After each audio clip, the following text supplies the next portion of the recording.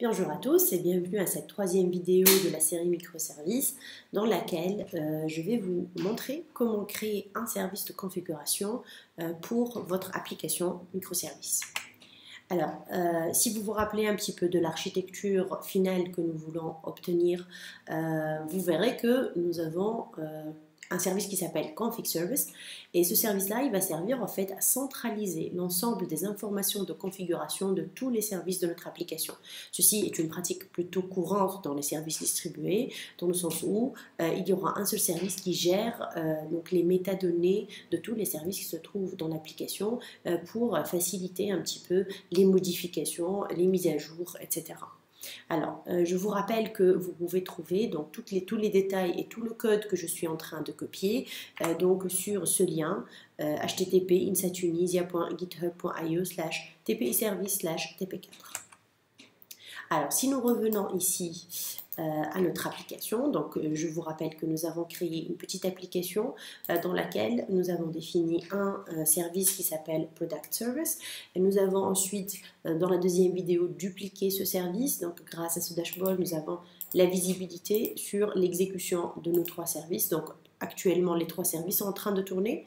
Nous allons maintenant créer le service Config Service. Donc pour pouvoir faire ça, nous allons ouvrir donc le lien qui est fourni par Spring Cloud qui s'appelle start.spring.io et qui va nous permettre de créer très facilement des services Spring, donc des projets Spring qui vont lancer un petit peu nos services. Alors, nous allons créer donc un projet de type Maven avec le langage Java. Donc, on va prendre la dernière version de Spring Boot. Alors, en ce qui concerne le groupe ici, par exemple, nous devons indiquer, comme pour le TP, comme pour la partie précédente, ce lien-là. En ce qui concerne l'artefact, nous allons appeler cela config service. Bien, pour ce qui est dépendance, donc nous allons lister l'ensemble des dépendances suivantes. Donc nous aurons besoin dans ce cas-là uniquement de la dépendance config server. Voilà. Et puis nous allons générer le projet.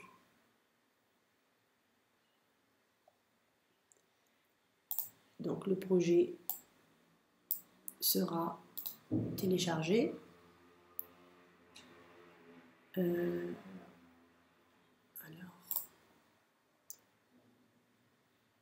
Bien.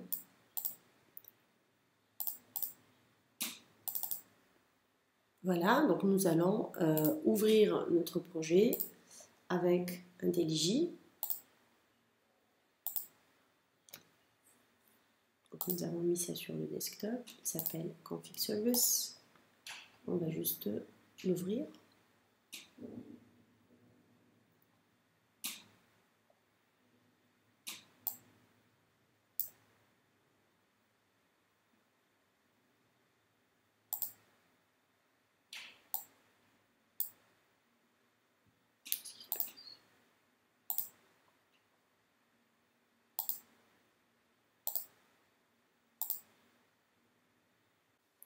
Alors maintenant que nous avons créé le service Config Service et que nous l'avons ouvert avec IntelliJ, donc nous constatons que l'arborescence est la même que le projet précédent, nous allons maintenant configurer en fait ce service pour qu'il devienne un service de configuration. Donc la première chose que nous allons faire, c'est d'abord activer le serveur de configuration en rajoutant la notation enable config server, en fait, qui ne peut exister ici que parce que nous avons rajouté la dépendance config server à la création du projet. Donc là, on va la retrouver dans cloud-config.server. La deuxième chose que nous devons faire, c'est de paramétrer ce service de configuration. Donc pour cela, nous allons rajouter dans son fichier application.properties qui se trouve ici, nous allons rajouter les lignes suivantes. Alors, la première ligne permet d'indiquer le port sur lequel notre serveur va se lancer, notre service va se lancer. La deuxième permet de représenter le chemin vers le répertoire où vont se trouver les informations de configuration des autres services de l'application. Donc ici, nous avons choisi, pour pur souci de simplicité, de créer un répertoire en local, c'est-à-dire à l'intérieur de notre projet. Cela dit, les bonnes pratiques indiquent qu'il vaut mieux, pour des raisons de sécurité, créer ce projet-là, donc ce répertoire-là, directement dans utiliser un chemin absolu et le créer directement quelque part sur votre machine. Donc, en fait, il faudrait maintenant créer ce répertoire myconfig. Donc, il faut respecter bien sûr ce chemin-là. Donc, nous allons le créer sous le répertoire resources ici. Et nous allons créer un nouveau directory que nous allons appeler myconfig, dans lequel nous allons créer un nouveau fichier qui s'appelle application.properties et dans lequel nous allons copier cette configuration-là. Alors, ce fichier sera partagé entre tous les microservices qui vont utiliser ce service de configuration. Donc, une contrainte en fait qui doit exister, c'est que ce répertoire-là, donc le répertoire myconfig, doit être un répertoire Git. Donc, pour cela, il va falloir rajouter en fait une toute petite indication au niveau de ce répertoire. Donc, nous allons naviguer avec notre terminal vers ce répertoire. Alors, src main resources myconfig. Et puis, nous allons initialiser en fait un repository Git vide. Deuxième étape, c'est de créer une entrée racine en utilisant git add point et puis de faire un commit -m pour indiquer le message du commit et puis nous allons dire par exemple added git repo. Donc added myconfig to git repo par exemple. Alors une fois c'est fait, nous allons revenir vers le projet Product Service qui est pour l'instant le seul service que nous avons déjà créé.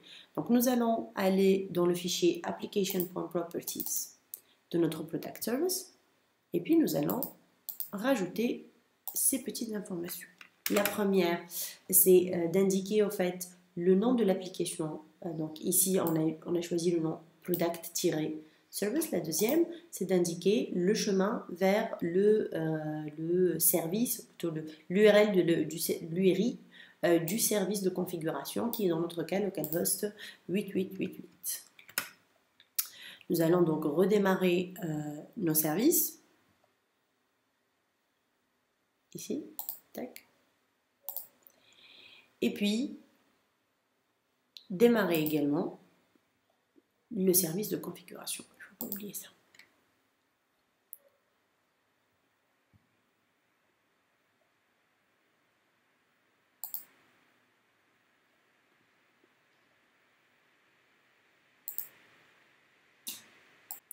Alors, une fois tous les services démarrés, nous allons donc aller vers ce lien-là pour vérifier que notre service de configuration existe bel et bien. Et nous remarquons ici, par exemple, donc il faudrait aller à Product Service /master et on va remarquer ici, par exemple, toutes les informations relatives au service produit, puisque c'est pour l'instant le seul qui s'est connecté au service de configuration. Donc là, ça représente le service de configuration. Ceci représente le nom du service tel qu'il a été indiqué ici par Spring Application Name. Et puis là, on va retrouver un fichier JSON où il va montrer l'ensemble des propriétés de notre service. Alors, nous allons maintenant représenter en fait les propriétés propres au service product dans le service de configuration. Donc pour cela, nous aurons besoin de créer des fichiers spécifiques au service product au niveau du service de configuration. Donc si on revient au config server, il faudrait à l'intérieur du répertoire myconfig créer un autre fichier qui s'appelle productservice.properties.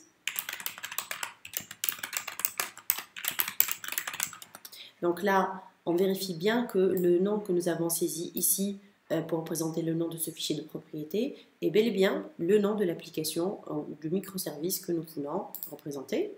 Donc ceci sera les propriétés spécifiques à notre service Product Service. Et nous allons rajouter par exemple une propriété comme celle-là par exemple qui va indiquer qui je suis. Donc me, c'est lilia.sfaxi@insert.rnu.tl. Alors, nous allons relancer le service de configuration uniquement, dans notre cas. Alors, une fois qu'il sera redémarré, il va falloir aller reconsulter ce lien-là pour voir s'il y a eu des changements. On va rafraîchir. Voilà, donc là on remarque qu'il y a eu en fait une nouvelle propriété qui a été rajoutée, et notamment cette adresse email que nous avons indiquée dans le fichier properties. Alors, maintenant nous allons définir un appel REST à cette propriété. Donc c'est à partir du product service que nous aimerions appeler cette propriété que nous avons définie au niveau du fichier de configuration. Ceci nous permet en fait de vous montrer comment est-ce qu'on peut accéder à ces propriétés, même si elles se trouvent dans un service différent. N'importe quel service peut accéder à ses propres propriétés et les utiliser. Donc du coup, on pourrait utiliser ce fichier-là pour donc centraliser toutes les propriétés qui ne changent pas souvent, mais qui peuvent être utilisées plusieurs fois dans le service cible, et du coup on n'aimerait pas qu'elle soit dispersée un petit peu partout dans ce service là. Donc nous allons définir un appel REST. Pour ça on va revenir au projet Product Service et nous allons créer une classe Product REST Service dans le projet ici. Alors là, bien sûr, vous remarquez que nous avons créé toutes les classes en vrac. Nous n'avons pas, bien sûr, pensé à tout ce qui est architecture du code, etc. Bien sûr, dans les vraies applications, il va falloir penser à avoir des packages, des répertoires qui sont bien divisés et qui représentent correctement une architecture quand même qui respecte les bonnes pratiques de développement. Donc, nous allons créer une classe qui s'appelle Product REST Service.